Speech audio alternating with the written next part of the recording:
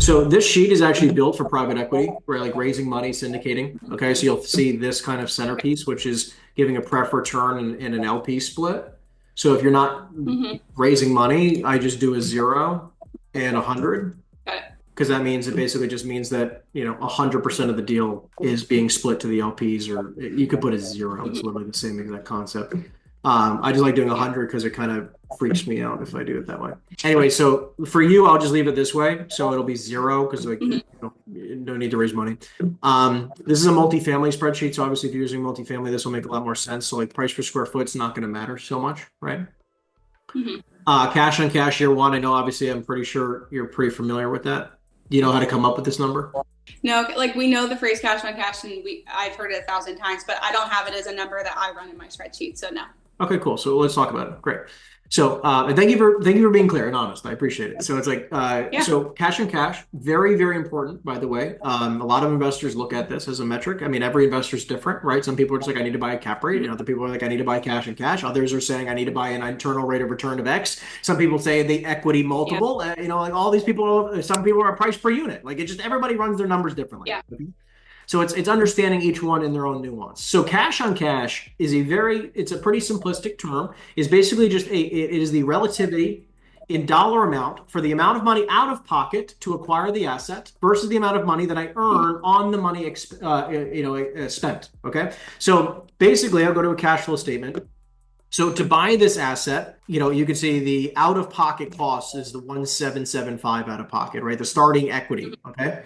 The 177,500. Now, in this instance, I'm also not spending money to renovate it. Okay, there's not a budget for that. So basically, if there was, I would go to raise B, which I could plug in a number in here, and I could say, hey, I'm going to spend, let's just say, $50,000 renovating apartments or whatever. So now my out of pocket cost is 227.5.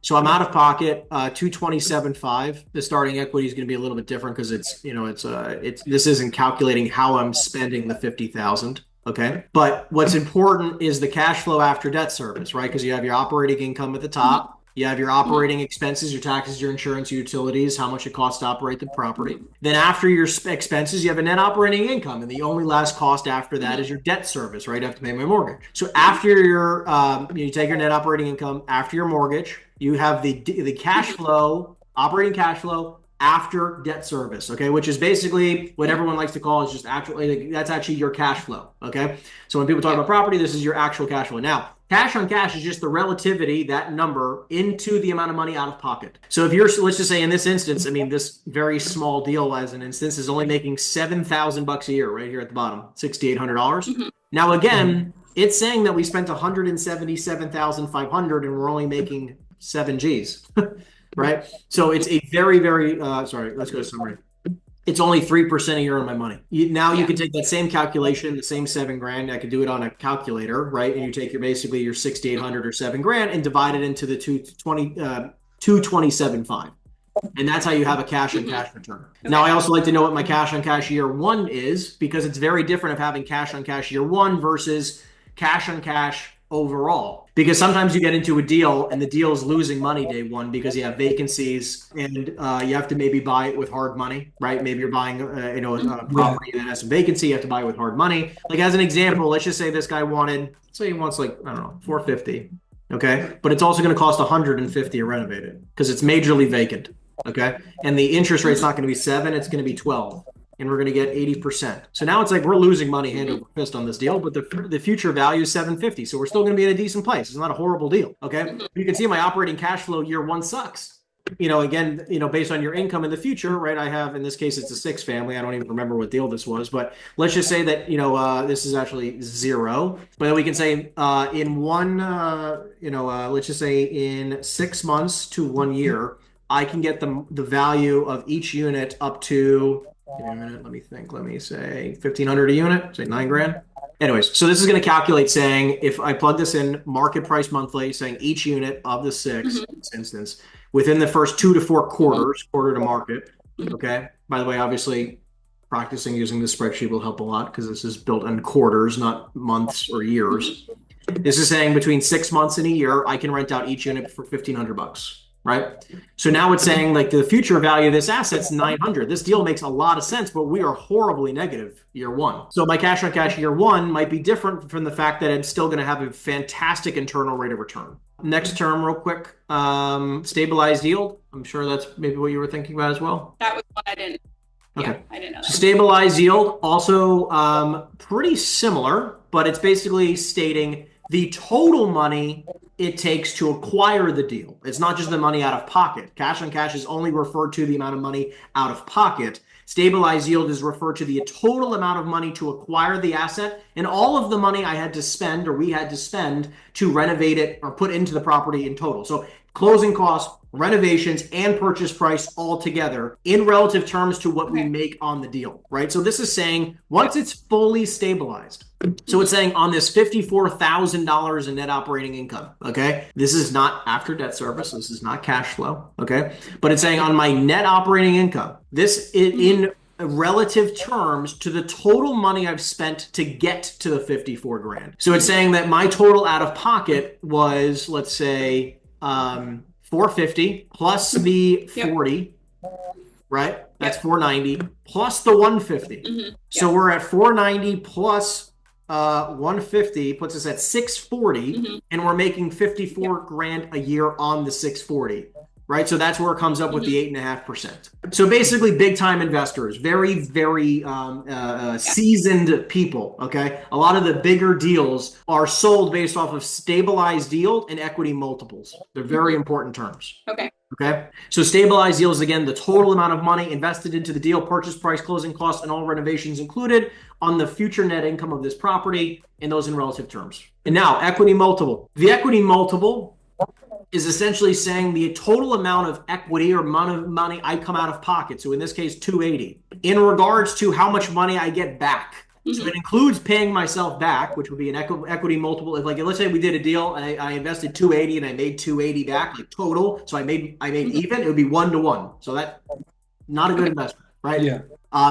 Thank God we didn't lose money, but we wouldn't say that's a good investment, right? Now, an equity multiple of 174 means I made 74% more than my money back. Okay. Now, remember, what's interesting though about equity multiple doesn't care about time horizon. Equity multiple can mean that you made 74% on your money, whether it's 1 year or 20 years.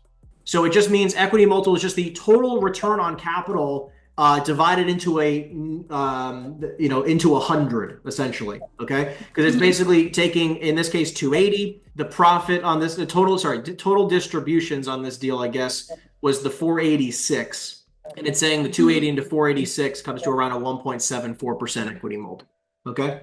Total investment out, total investment in. So profit, it's based off of the profit, right? Last one is internal rate of return. Before you go there, the total distributions, what is that pulling from? Like, how is that number being calculated? So this number is being calculated by 903 minus my closing costs, minus my loan replacement, gives me a total of 515. And this net proceeds after the sale is then just, because we can actually, this is a way better way to look at it right here at the very end. You just basically scroll to the bottom and you can see where all the numbers are going, right? So you can see that somebody invested, as an example, because again, like I said, this is built for private equity. So it's like when you're raising money, it'll tell you exactly how much distributions are supposed to be given out. Okay. So it'll actually say, it's actually very weird because this here, give me 1 second. Let's just do an equal. There we go. Much better. Okay. So now this should look different. Okay. Give me 1 second because it's saying we lost a bunch of money, which makes sense. Okay. Let me do one thing real fast. So the reason why this looks really weird is it's saying that we have 12% interest the entire time. So obviously we're not stupid and going to keep 12% interest all the time. We're going to refinance 1 year in at, let's just say, 7.5% interest at a cap rate of 7.5. Let's say a 65% loan to value. Now it's going to make a lot more sense because no one would ever stay there. There we go. Okay. Because now this line means the starting, like the amount of money we have in the bank is actually positive. Anyway, so now it makes more sense. So essentially this is here, like, the amount of money that'll be distributed to the investor, right? Available for distribution. And this is what the investor will make. So it'll stay here that up to this point, they've collected 34 grand in distributions because we have to obviously have some money in the checking account. We can't go below, we like to do 6 months worth of operating expenses or mortgage expenses because we're already calculating for more operating. But then they're saying that at the very end, they get 500 back, 500 and 5,000. So the total amount of distributions would be the total, right? This entire line item here, the available for distributions, this entire line item is just being totaled. And you'll see that this number 534 is just the 505 plus the whatever, or the 500 plus the whatever. Does that make sense? Yep. Okay, cool. And then internal rate of return. Are you familiar with that? Okay, internal rate of return is a fancy way of saying how fast did I recoup or how fast did I make my money? Because it's like, you're familiar with like the stock market gives you an 8 to 10% a year return. So basically if you had, let's just say you invest $100, because internal rate of return just loves speed. It's all about how fast you can make the money.